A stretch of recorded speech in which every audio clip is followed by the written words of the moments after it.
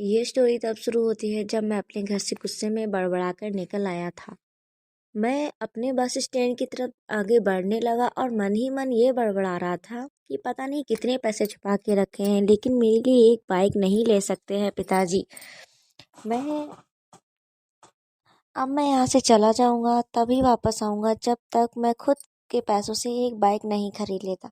मैं इतना सोच ही रहा था तभी मेरे पैर में मुझे कुछ चुभने का एहसास हुआ। नीचे देखा कि तो पता चला कि जल्दबाजी में पापा के जूते ही पहन कर आ गया हूँ मैं।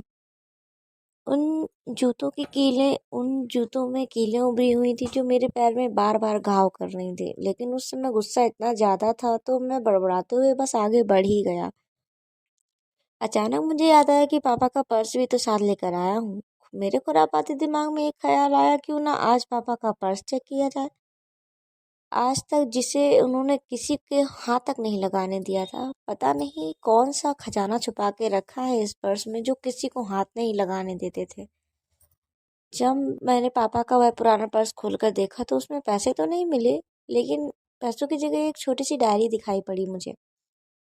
दिमाग में ख्याल आया, ओहो यहाँ तो खजाना छुपा कर रखा है। मैं समझ रहा था कि पापा ने ऐसा कुछ लिख के रखा होगा कि किससे पैसे कितने लेने हैं और किसको कितने पैसे दिए हैं।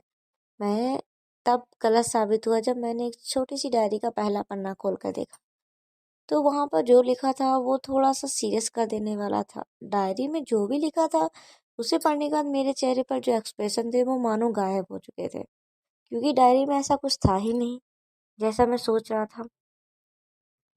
वहां पर उन पैसों का हिसाब लिखा हुआ था जो अलग अलग कामों के लिए अलग अलग लोगों से उधार लिए गए थे। उस लिस्ट में कंप्यूटर के नाम पर भी पैसे लिए गए थे।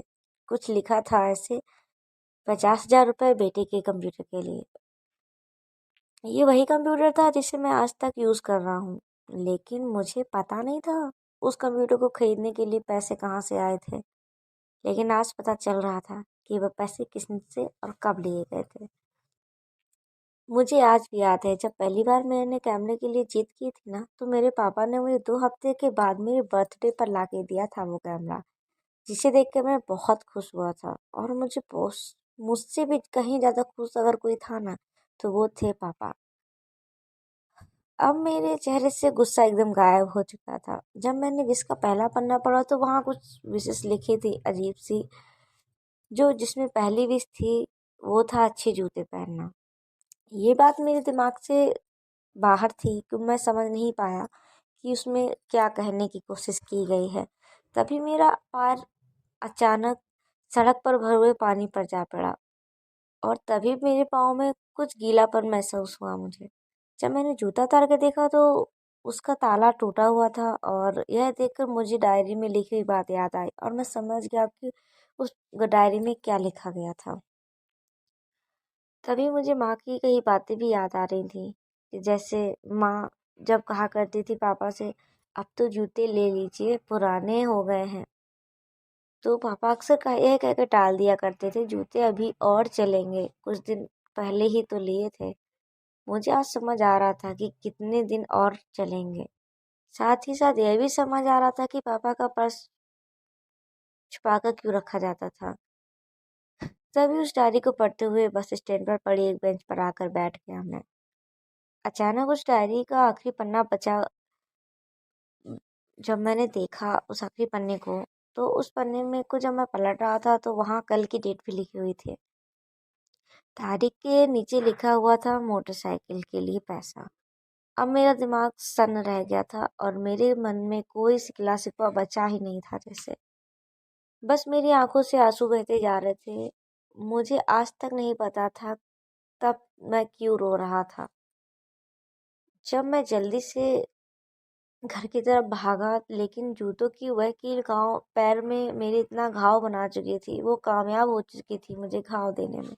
मैंने जूतों को रास्ते में ही निकाल कर फेंक दिया और भागते लड़खड़ाते हुए घर जा पहुंचा। लेकिन पापा घर पर नहीं थे। मैं समझ गया कि पापा मुझे कहाँ मिलेंगे। मैं सीधा पास वाली बाइक एजेंसी की तरफ भागा। पता नहीं आज कहाँ से इतनी ताकत आ गई थी कि मैं भागते भागते थक नहीं रहा था, और वह भी बिना जूतों के नंगे पैरों से। जैसे तैसे मैं बाइक एजेंसी पर पहुंचा, पापा वहीं थे। मैंने पापा को दौड़कर गले लगा लिया और मेरी आंखों से आंसू रुकने का नाम ही नहीं ले रहे थे।